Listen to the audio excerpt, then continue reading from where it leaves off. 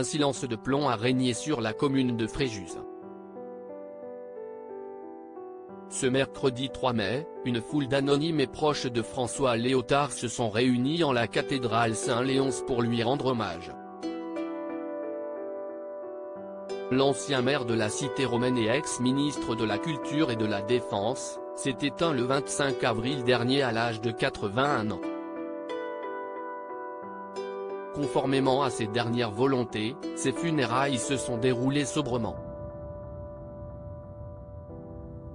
Nous respecterons la volonté d'Isabelle Léotard et son fils Marc-Antoine, c'est-à-dire des obsèques sobres et sans connotation politique, a annoncé la mairie de cette commune du Var.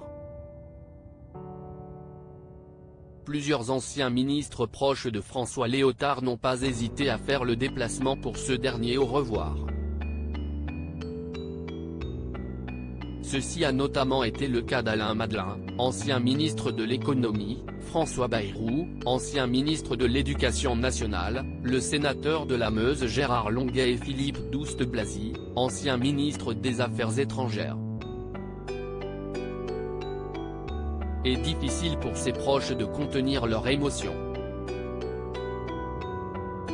Épaulée par son fils Marc-Antoine, Isabelle Léotard n'a pu cacher sa profonde tristesse en caressant avec tendresse le cercueil de son défunt époux. Lors de la messe, le curé de la cathédrale, le père Pierre Aguila, a rendu hommage au serviteur François, qui a servi cette ville pendant 20 ans et cette nation. À l'issue de cette cérémonie religieuse marquée par des chants corses, François Léotard a été inhumé dans le caveau familial, dans la plus stricte intimité, au cimetière Saint-Étienne à Fréjus.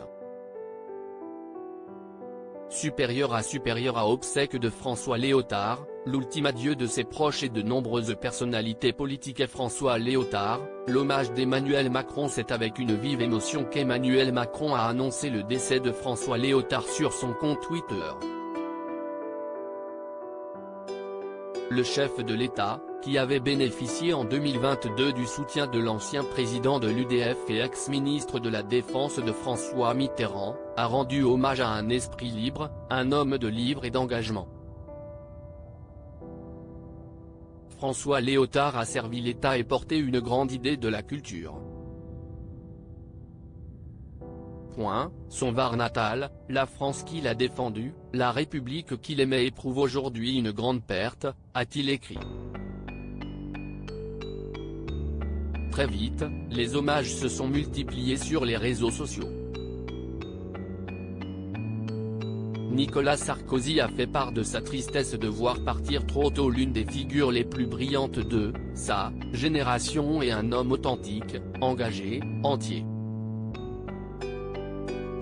De son côté, le président de la région Sud, Renaud Muselier a salué la mémoire d'un homme d'État et de territoire. Au cours de sa carrière, François Léotard aura marqué le monde de la politique. Crédit photo, Philippe Arnasson Nice Matin.